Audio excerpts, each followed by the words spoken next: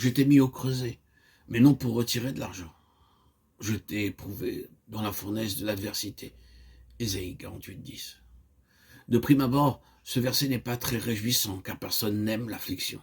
Le Seigneur dit, voici, je te purifierai, parce qu'il désire que nous soyons saints comme il est saint.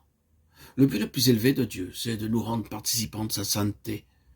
C'est pourquoi nous devons passer par de nombreux feux d'affinage. L'or ne peut être affiné que par le feu.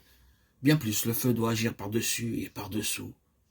De même, les perles et les diamants doivent subir de grandes pressions et souffrances pour devenir ce qu'ils sont. Lorsque Dieu nous choisit, il nous place devant une norme très élevée, car il désire que nous soyons saints, sans tache ni souillure d'aucune sorte. Il désire que nous soyons bien plus glorieux que les anges. C'est pourquoi il nous fait passer par une fournaise d'affliction. C'est ainsi que Dieu nous prépare pour notre haute vocation. Dieu utilise différents moyens à différentes périodes pour nous affiner.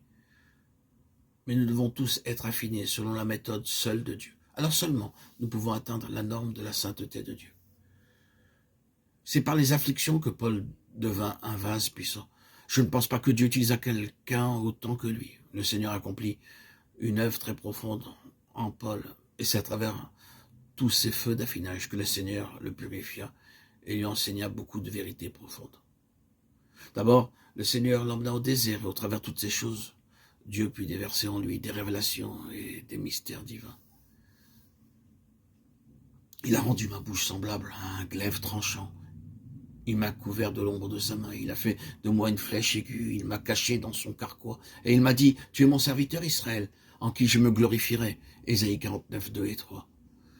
Le Seigneur nous a appelés, vous et moi, dès le sein de notre mère, et c'est lui qui nous a choisis. Jérémie 1, 5, Galates 1, 15. Peu importe que nous soyons nés dans une famille riche ou pauvre, en tant qu'enfants de Dieu, nous sommes choisis avant notre naissance.